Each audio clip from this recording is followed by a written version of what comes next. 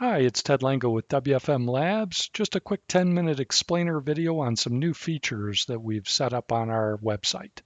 At our home page, you'll see a new section called the Lab, and after which you'll see that we're starting to publish some of our online tools and calculators. This particular session is about the Volatility Index. If you click on that, you will open a new tab. At the top of the new tab is a quick disclaimer. This is an experimental measurement, so you'd want to treat it as such. We're looking for feedback on it as we've developed this. So once you click I agree, you're going to see our volatility index. The volatility index is a composite score from looking at news, finance, utilities, weather, travel, and disasters that are going on. And each of these links to a section in the web page itself. You can click on one of these, or you can click on the large gauge to go right down to the bottom and calculate your own risk assessment. I'll get to that in a moment.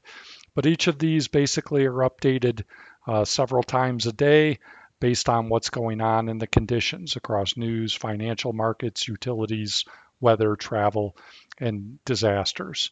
You're welcome to start up any of these feeds here. We've got an MSNBC business feed. We've got Sky News out of the UK, and we've got in here Fox's Weather Channel. These are three that stream continuously 24 hours where we don't have to go and continue to drop in new links into YouTube. If you've got suggestions around feeds that you'd like to see in here, feel free to just drop a comment. Below that, we also have some feeds around news from business. We're pulling a feed from CBS News and also a weather feed here. That's the news section. If you go down lower, you come to our finance section where we've got a ticker going across with the markets. We've got over here financial news coming up tomorrow. We've got a bunch of CPI news coming out in the morning at 8:30 for Canada. We've got a retail sales announcement coming out at 8:30. You can click on these little links and things and learn more about the financial news. You can see what's going on the financial markets themselves here. You can click on as well any of these links and it will take you to a new page where we'll open up more detail on that page. You can see what's going on with the market. I pay attention specifically to the Dow 30 itself. Pretty flat day today, but when these numbers are up dramatically or down dramatically, that can mean higher call volumes into certain call centers that service the financial industry. So there's a bunch of financial information on that section. The next section down, we're looking at the U.S. power grid. Currently, there's again outages in the state of California. That happens on a fairly frequent basis, but this is a good way to take a quick glance across the United States to see if storms or anything else are causing power outages, which cause disruption to all of our contact center operations.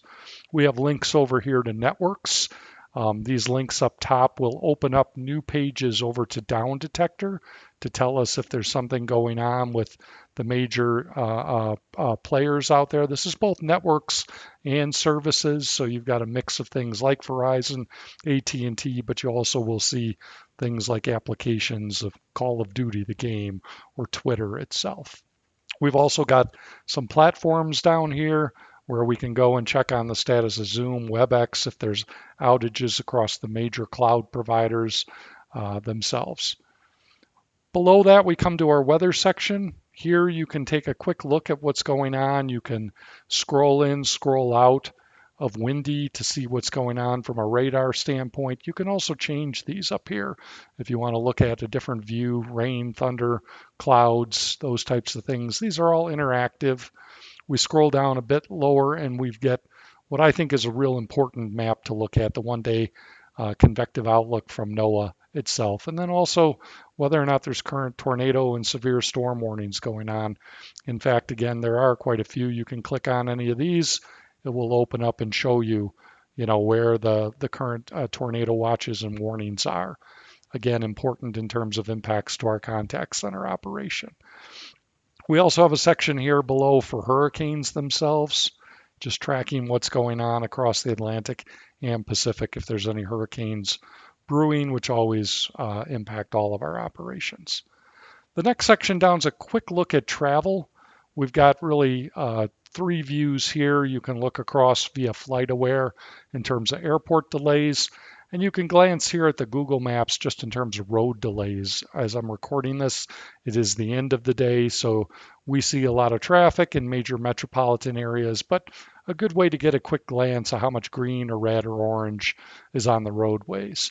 This map in the bottom right-hand corner takes you to a link to all the individual state traffic websites. If you want to look specific to your geography, you can just click on this, and again, it'll open up a state-based traffic map. The section down here isn't really live, but are links to various disaster sites. So if you're interested in what's going on, if natural disasters impact you more or less, you can click into each of these tools, and again, it will take you to their relative websites to show you what's going on from a global standpoint in terms of natural disasters themselves.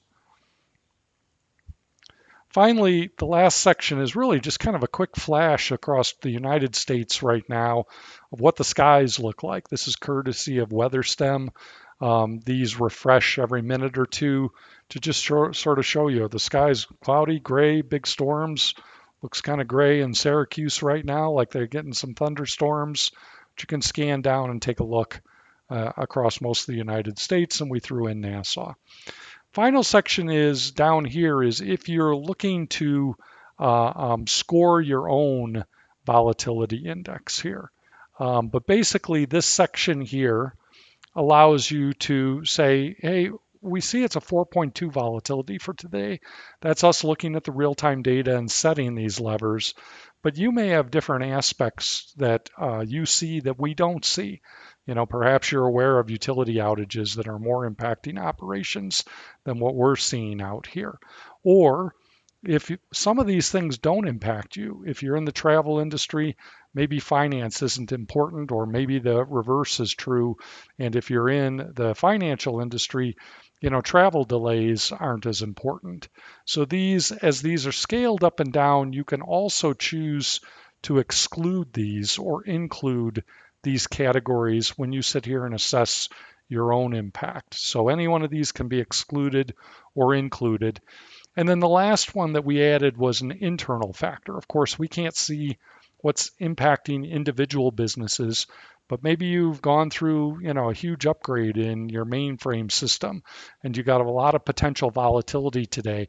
You may choose to turn this on and say, hey, that impacts 30% worth of my volatility or 40%. So you can weight how much you want to consider your own internal factors into this score. And you can disable it if you wish, but you can enable it and again, put a weighting on this. This will then redistribute the weighting for the rest of the score based on what's turned on and what's turned off here and how much of a percentage you put on.